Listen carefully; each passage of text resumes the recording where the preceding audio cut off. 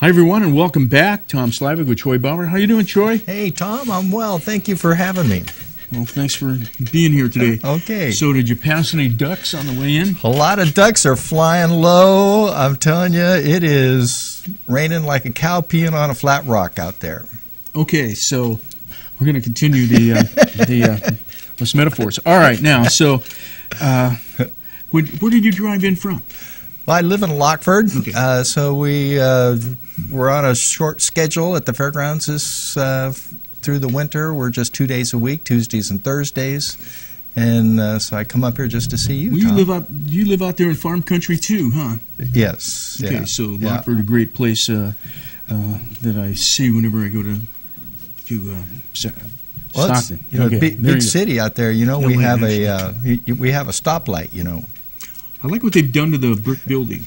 Oh yeah, And a lot of stuff. I think Lockford's looking pretty sharp. Anyway, Yep. how about the fairgrounds? That's looking sharp and probably gleaming right now with the nice wet look. It's getting, you know, it does look so nice out there. It just at this time of year, especially with the trees changing and the fall colors coming in, and there's a lot of wildlife out there that just kind of comes through there, and it's amazing to me. And most of the domestic life that's around there, the cows and things like that, they've left. We did have the Polled Hereford show a couple of weeks ago, so yeah, they've gone home. Okay, so that's one thing we could talk about too. The fairgrounds, a lot of people think of it only as a place to go during fair time, but you have shows there all the time. I know I've been out there for sheep and cat shows, dog shows. We got a chicken poultry show coming up in a few weeks out there with the 4-H doing a nice job out there. So it's a multi-use facility that we keep it available for the community to come in, and the fairgrounds is for rent, like I like to say, weddings, special events, a lot of fundraisers out there. There's just very few places in Amador County that are big enough to hold over 200 or 300 people, and we can accommodate the larger groups. So, right, and if they want to, they can rent the stadium. The historic Benny Brown Arena. Here we go. Yeah. All right. It's getting a little muddy out there right now, but that arena is really kind of interesting. It has been engineered over many years ago. Craig Williamson out there has engineered it, and they put sand out there and French drains to run the water off. So when we have our rodeos in March, right, the high school rodeos, the footing out there is excellent. So it's I think one of the premier rainy winter weather arenas around, outdoor arena. Right, it kind of gets muddy or whatever like that for the Destruction Derby, but it doesn't last long. Well, what you're saying, it drains pretty quick. Have you seen them, what they do for the Destruction Derby? They pull out all that sand, all of it comes out, and then they bring in those telephone poles and make a big mud bog basically in there, and then they wet it down, and then we... Then you have the Queen's... the big splash. They do the big splash, yeah. So it just amazes me. And then a week later or 2 weeks later, we'll have it available for rent. We'll put all that stuff back in there and get it back ready. Take out all the mufflers and auto parts that are left in there, and you get it ready for the horses. Get it ready for the next event. Yeah. Okay. All right. I think we're going to take a break. So when we come back, we'll be talking more with Troy Bauer. Stay with us right here on TSPN. You're watching Amador County's local television network, TSPN. Hi, everyone, and welcome back. Tom Slivick with Troy Bauer, CEO of the Amador County Fair. Troy, you were telling me during the break that you've been honored to become the treasurer of Western Fairs. That's a big deal. At first, I joked with you, of saying, well, there's not much money with the fairs, so I guess you can count that high now. It's a small little treasury. No. Well, probably not. 1,500 fairs are in that organization, so it is a good deal. I know I'm just having fun today. I don't know why. I don't know what happened to me. But anyway, so that's from west of the Mississippi. Yep. It's and we've got some things from Canada in there as well, like the Calgary. Calgary. I can't say that now. You're having trouble today, aren't you? The Calgary Stampede is in there. There's over 1,500 fairs and festivals in the association, and it is from the Mississippi West, clear in, and California, of course, is the most fairs are in there, the largest contingent. But it's a really high honor, I think, and it speaks a lot to Amador County. I'm the third representative who has gone through the chairs and will eventually, should I be so fortunate, to be the president of Western Fairs. So following Ciro Toma and Ralph Clark, which pretty big deal. Well, we have great fairs. I don't know what to say. A lot of involvement in the fair, and we win so many awards. I guess we're pretty good at running fairs or knowing what fairs are all about. Well, we could talk about our fair coming up, the 75th anniversary, what we think is the -- small county fair. And that'll be held right after Christmas? Well, a little bit after that'll that. Be New Year's. After that. Well, let's go Maybe ahead. in the summertime. We'll do it July 25th through the 28th in 2013. Mark my calendar. Put it on there. I know you're going to be there every day. I better check my blood sugar levels. It must be way too high. Okay. All right. Well, we got big plans for our 75th anniversary. Expect a lot of bling this coming fair. Yeah. What's the theme? Well, it is the 75th anniversary is our theme. So is it diamond? It's our diamond anniversary. So you're going to see, like I said, a lot of bling out there.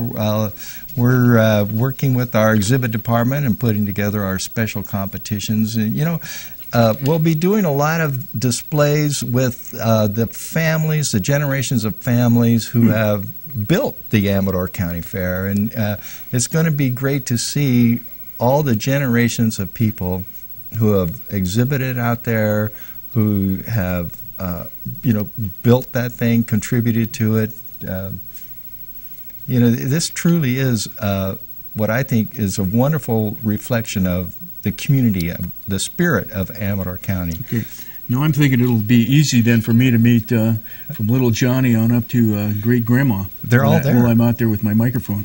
They're all going to be there, and we'll have picture boards that they'll put together for with their families, and a lot of heirlooms and memorabilia from years past. And it's you guys, Amador County is heads and shoulders above any other fair that I've been in the fair business my entire life. My father was a fair manager. I've worked at a lot of fairs, but this one is different. It's unique. I don't know of another fair that reflects the community spirit, the culture, as well as this particular fair does. And I give credit to the board of directors who great board. They're appointed by the governor of California. They serve a 4-year term. It's a volunteer deal. Most of them, it only costs them several thousands of dollars through and a lot of time and a lot of effort and sweat equity. Yes. And but all the directors seem to love it, and they just love the community.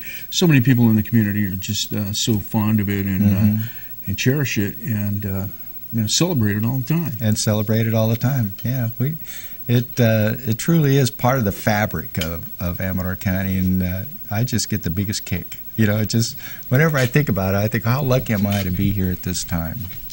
I know when I moved here, I couldn't get over the fact that people identified themselves as I'm from Amador County. I'm like, Amador County? Yeah, great. What does that mean? Oh, well, they knew very well what it meant. It was between this river, that river, and I'm here to there, and we're real proud. And I loved it. I thought I moved into a place that was so well defined, and I wanted to keep it going. Well, I think about the spirit of the people in Amador County, and fiercely independent, fiercely self-sufficient, but yet they're the first one to help their neighbor when there's a need. And, that tells me a lot about the quality, the character of this community. here in Amador County. I think that's a trait that happens in rural communities. You have a better sense of being an individual, and yet at the same time you feel such a great love of your neighbor. Yeah. There's you know everybody. Everybody is accessible. You see them in the grocery stores and at the high school football games. And I think Sue, when we first got here, knew everybody's name. Is that? It's fun. It's just a great community. Very strong community. And the vendors and the people who travel around the fairs remark to me about that. They tell me how well behaved the children are. Yeah. There's no shenanigans. Well, shenanigans is a whole different thing, but no, they're polite, they're mannered, respectful of everybody.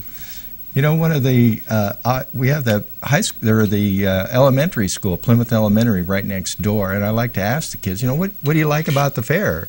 And I always expect. They said it gives us a chance to be polite. Well, not exactly. And I always expect, the carnival rides or the corn dogs, stuff like that. But no, it's they'll tell me, these little guys, 8, 10, 12 years old, they'll tell me, they like to be there because that's where their friends are. Mm-hmm.